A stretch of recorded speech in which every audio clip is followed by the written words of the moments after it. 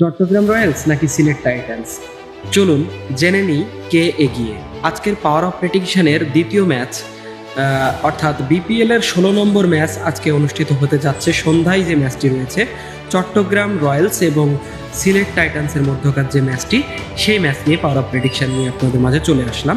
তো প্রথমে আসলে আমরা জেনে নিব যে দুই দলের প্লেয়ার অ্যানালাইসিস, আসলে কাদের কেমন প্লেয়ার রয়েছে আমরা একটু দেখে বলে দিচ্ছি। সিলেট টাইটান্সে অধিনায়কত্ব করছেন মেহেদী হাসান মিরাজ। তিনি খুব একটা ফর্মে তাকে দেখা যায়নি প্রথম থেকে, এবং সাথে সাথে চট্টগ্রাম রয়্যালসের এক নাইম শেখকে কিনতেই তারা 1,10,00,000 খরচ করেছে। সেহেতু সিলেট টাইটান্সকে তারা ছেড়ে কথা বলবে না। তারা যেহেতু যথেষ্ট টাকা পয়সা খরচ করেছে এই একজন প্লেয়ারকে কিনতেই, আরও যথেষ্ট ভালো ভালো প্লেয়ার তাদের আমি লক্ষ্য করেছি। এবং আমি যদি খুব ভুল না করি, সিলেট টাইটান্সে অসাধারণ প্লেয়ার রয়েছে। সিলেট টাইটান্সের রনি তালুকদার খেলছেন, তারপরে জাকির হাসান খেলছেন, আফিফ হোসেন খুব দারুণ খেলছেন। এবং আমি যদি অলরাউন্ডার সেকশনে যাই, অলরাউন্ডারে কিন্তু অসাধারণ প্লেয়ার তারা কিনেছে, কিন্তু এখনও তারা মাঠে নামাতে পারেনি। অ্যাঞ্জেলো ম্যাথিউসকে তারা কিনেছে। মমিনুল হক রয়েছেন এখানে, দেশীয় তারকা। এবং তারা আফগানিস্তানের ওমর জাইকে তারা কিনেছে।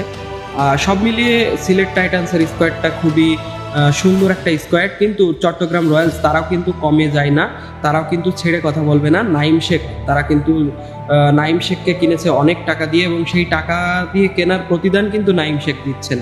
প্রত্যেক ম্যাচে তিনি জ্বলে উঠছেন, এবং চট্টগ্রাম রয়্যালসকে অবশ্যই তিনি জয়ের দ্বার প্রান্তে নিয়ে গিয়েছেন অনেক ম্যাচই।